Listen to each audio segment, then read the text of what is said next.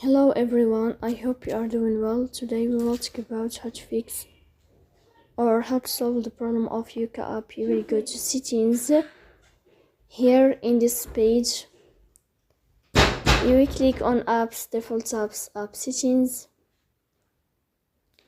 Here you will search about Yuka app and you will enter.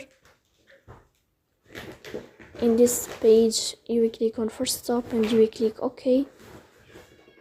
Here you will enter to storage.